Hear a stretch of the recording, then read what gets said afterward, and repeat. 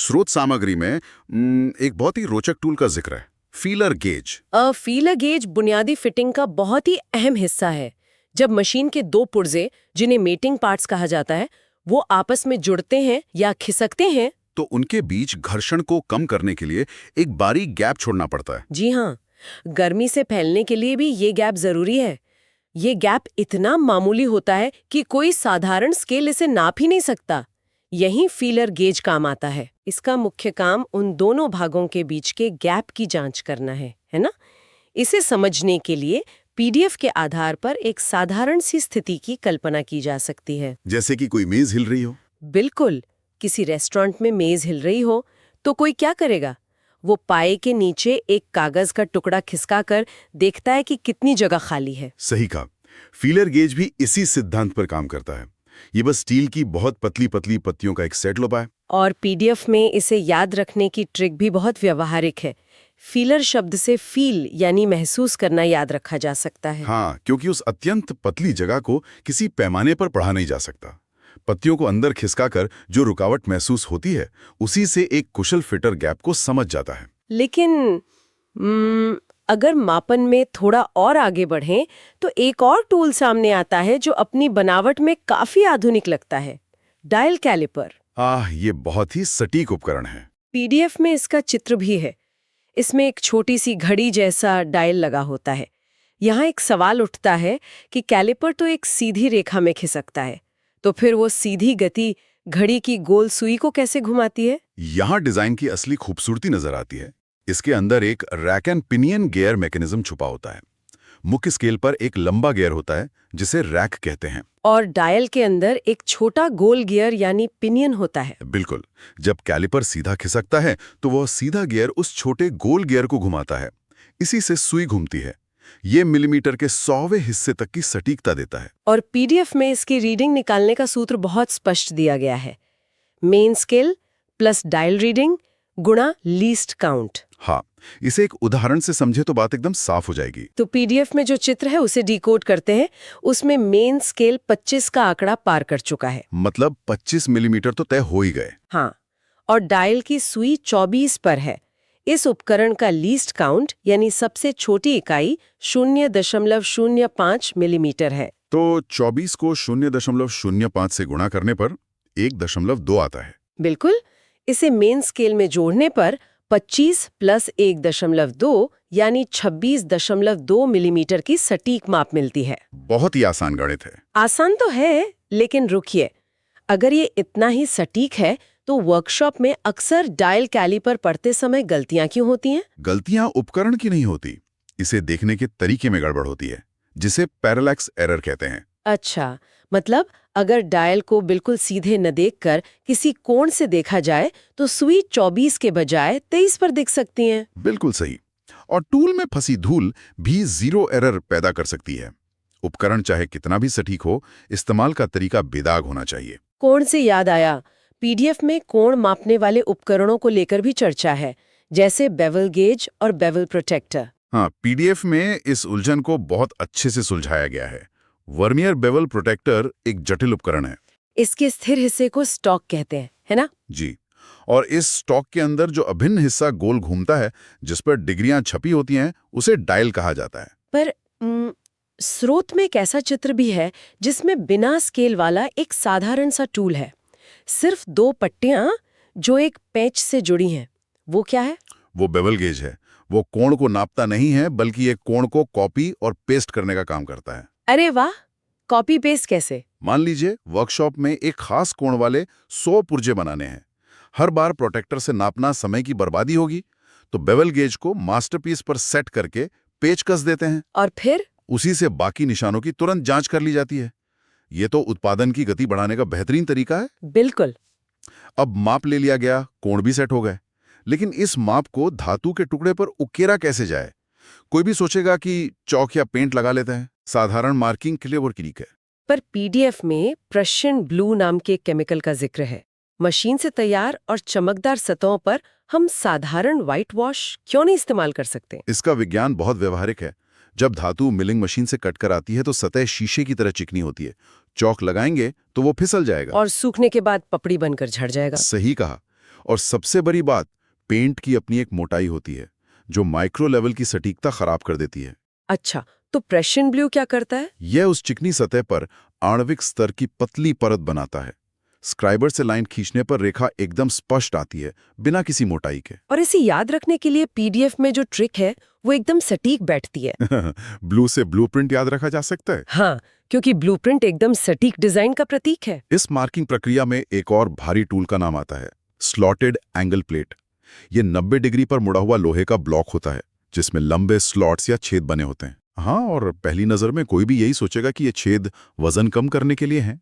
मुझे भी यही लगा था कि शायद हाथ से पकड़ने में आसानी हो इसलिए बनाए गए हैं। यही आम सोच और इंजीनियरिंग लॉजिक में फर्क आ जाता है। धातु को बेवजह नहीं काटा जाता। इन स्लॉट्स का मुख्य उद्देश्य जॉब को पकड़ना या क्लैंप करना है। मतलब जब किसी टेढ़े-मेढ़े पुर्जे पर मार्किंग करनी हो तो उसे इन स्लॉट्स के बीच नट बोल्ट से कस दिया जाता है। बिल्कुल। अगर मशीनिंग के दौरान जॉब 1 मिलीमीटर भी हिल गया तो पुर्जा कबाड़ बन जाएगा। उसे मजबूती से पकड़ना ही इसका इकलौता काम है। आगे बढ़ते हैं। पीडीएफ में 2 और दिलचस्प उपकरण हैं, जेनी कैलिपर और डिवाइडर। हाँ, ये दोनों मार्किंग के लिए बहुत काम आते हैं। पीडीएफ के अनुसार जेनी कैलिपर का इस्तेमाल किसी गोल रॉड का केंद्र निकालने के लिए होता है। इसकी ट्रिक दी गई है कि जेनी को हमेशा सेंटर पसंद है। ये ट्रिक याद रखने में बहुत मदद करती है। लेकिन ये काम कैसे करता है? इसकी एक टांग मुड़ी हुई है और दूसरी नुकीली। ये असंतुलित टूल सेंटर कैसे निकाल लेता है? अच्छा, यहाँ सबसे दिलचस्प बात यह है कि इसकी ज्यामिति बहुत शानदार है। मुड़ी हुई टांग को गोल रॉड के बाहरी किनारे पर टिकाते हैं और नुकीली टांग से रॉड के चेहरे पे एक चाप या आर्क लगाते हैं। अच्छा, और जब चारों तरफ से 4 चाप लगाते हैं तो बीच में एक छोटा वर्ग बन जाता है। बिल्कुल। और उस वर्ग का मध्य बिंदु ही एकदम सटीक केंद्र होता है। ये विशुद्ध गणित है। और डिवाइडर की बात करें तो ये तो स्कूल के ज्योमेट्री बॉक्स जैसा है, लेकिन स्रोत के एक चित्र में इसके जोड़े वाले ऊपरी हिस्से को एक्स से दर्शाकर फलक्रम कहा गया है। हाँ, ये शब्द भौतिक विज्ञान की किताब जैसा लगता है। बिल्कुल, ऐसा लगता है जैसे किसी लीवर की बात हो रही हो। क्योंकि वास्तव में ऐसा ही है।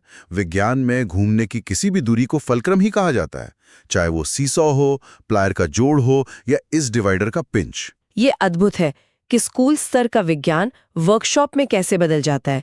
अब मार्किंग के बाद धातु को आकार देने के चरण पर आते हैं, यानी रेती चलाना, जिसे फाइलिंग कहते हैं। फाइलिंग किसी भी फिटर का सबसे अधिक मेहनत वाला काम है। बुरादे के रूप में धातु को हटाने की नियंत्रित प्रक्रिया है। पीडीएफ ने फाइल की संरचना को शारीरिक अंगों से जोड़कर समझाया है। फाइल का वो पिछला हिस्सा जहां दांत नहीं होते उसे हील कहते हैं। हाँ, जैसे इंसान के पैर के पीछे एड़ी या हील होती है। पर कंपनी उस हिस्से को बिना दांत के खाली छोड़ ही क्यों देती है? पूरी रेती पर दांत क्यों नहीं बनाते? इसके पीछे मैकेनिकल कारण है। फाइल के उस हिस्से को नुकीला बनाकर हैंडल में फिट किया जाता है, जिसे टैंग कहते हैं। अगर वहां भी दांत काट दिए जाएं तो धातु कमजोर हो जाएगी, है ना? एकदम सही। भारी दबाव पड़ने पर रेती हैंडल के पास से टूट सकती है। इसलिए हील वाला हिस्सा बिना दांत के मजबूत रखा जाता है। इसी तरह एक हैंड फाइल का जिक्र है। पीडीएफ में बताया है कि इसे सेफ एज फाइल भी कहते हैं। इसका किनारा सेफ क्यों है? सेफ एज का मतलब है कि एक किनारे पर कोई दांत नहीं होते, वो सपाट होता है। मान लीजिए आपको 90 डिग्री का एक अंदरूनी कोना घिसना है। तो अगर फाइल के किनारे पर दांत होंगे तो वो गलती से दूसरी खड़ी सतह को भी काट देगा। बिल्कुल। सेफ एज होने से वो दूसरी सतह से बस रगड़ खाती है, उसे खराब नहीं करती। कोनों को बचाने के लिए ये बेहद जरूरी है। फाइल की ग्रेडिंग भी काम के हिसाब से होती है। जैसे सेकंड कट फाइल, इसकी ट्रिक है कि ये जॉब को फिनिश्ड साइज के करीब लाने के लिए है। हाँ, क्योंकि ये फिनिशिंग से ठीक पहले का सेकंड लास्ट स्टेप है। और हर जगह चपटी फाइल काम नहीं आती। पीडीएफ में एक सवाल है कि 10 डिग्री से ऊपर के संकीर्ण खांचे भरने के लिए कौन सी फाइल चाहिए? इसका सही जवाब नाइफ एज फाइल है। ये बिल्कुल वैसा ही है। जैसे तंग जगह पर कुछ फंस जाए तो मोटी उंगली की जगह चाकू की पतली धार का इस्तेमाल करते हैं। बहुत सही उदाहरण है। नाइफ एज फाइल अपनी छुरी जैसी बनावट से संकरे खांचों में आसानी से घुस जाती है। लेकिन फाइलिंग में एक आम दोष होता है जिसे पीडीएफ में पिनिंग ऑफ फाइल कहा गया है। ये तब होता है जब एल्यूमिनियम जैसी नर्म धातु पर रेती चलाते हैं, बुरादा दांतों में फंस जाता है। इसकी ट्रिक है कि ये चिप्स किसी पिन की तरह चुभ जाते हैं, पर अगर इन्हें ना निकालें तो क्या नुकसान है? नुकसान बहुत बड़ा है। वो फंसे हुए चिप्स दांतों के ऊपर आ जाते हैं। फिर से जॉब पे रगड़ने से वो धातु की चिकनी सतह पर गहरे स्क्रैच मार देंगे। बाप रे, मतलब घंटों की फिनिशिंग एक झटके में बर्बाद। इसीलिए पीडीएफ में काम के बीच बीच में फाइल कार्ड यानी वायर ब्रश से साफ करने की हिदायत है। बिल्कुल, उपकरणों का रखरखाव उनके इस्तेमाल से भी ज्यादा अहम है। चलिए अब हाथ की ताकत से भारी मशीनों की तरफ बढ़ते हैं। पीडीएफ में एक मशीन का नाम है गैंग ड्रिलिंग मशीन। नाम सुनकर किसी आपराधिक गिरोह की याद आती है? हाँ, नाम थोड़ा अजीब है, पर औद्योगिक भाषा में गैंग का मतलब है कई सारी टूल्स का एक साथ काम करना। इसमें क्रमिक संचालन होता है। क्रमिक संचालन मतलब एक के बाद एक काम। जी, जैसे पहले एक ड्रिलिंग हेड से होल किया, फिर जॉब को आगे खिसकाकर दूसरे हेड से होल को चिकना किया, जिसे रीमिंग कहते हैं। और फिर तीसरे हेड से उसमें चूड़ियां या टैपिंग काट दी। बिल्कुल, हर बार टूल बदलने का झंझट नहीं, पूरा गैंग पहले से सेट रहता है। ये तो मास प्रोडक्शन में समय बचाने का गजब का डिजाइन है। इस पीडीएफ में एक और उपकरण है जिसके बिना वर्कशॉप अधूरी है, बेंच वाइस। हाँ, जॉब को इसी वाइस के जबड़ों में बांधकर उस पर आरी चलाई जाती है या हथौड़ा मारा जाता है। पीडीएफ में जानकारी है कि इसे कास्ट आयरन यानी ढलवा लोहे का बनाया जाता है। तो मेरे मन में सवाल आया कि इसे हाई कार्बन स्टील का क्यों नहीं बनाते? वो तो ज्यादा मजबूत होता है। यहाँ धातु विज्ञान का पेच है। हाई कार्बन स्टील कठोर जरूर है, लेकिन वो भंगुर भी होता है। अच्छा, मतलब हथौड़ा मारने पर वो कांच की तरह चटक सकता है। एकदम सही। जबकि कास्ट आयरन की संरचना में ग्रेफाइट के छोटे टुकड़े होते हैं। जब चोट पड़ती है तो ये शॉक एब्जॉर्बर का काम करते हैं। मतलब वो संपीड़न झटकों को सोख लेते हैं। ये तो बहुत ही तार्किक बात है कि जो चीज साधारण दिखती है वो अंदर से सबसे ज्यादा झटके सह सकती है। बिल्कुल। अब पीडीएफ के आखिरी टूल की बात करते हैं, ऑयल ग्रूव्स काटने वाली छीनी।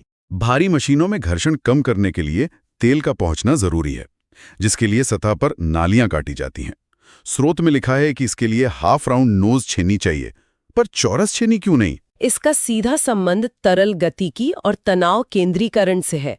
अगर नाली चौरस होगी तो उसके तीखे कोनों पर मशीन के चलने से सबसे ज्यादा तनाव पड़ेगा और धातु वहीं से टूटना शुरू कर देगी। जी, और तेल जैसी गाढ़ी चीज गोल सतह पर बिना रुकावट के बहती है, इसलिए आधी गोल छेनी ही तार्किक विकल्प है।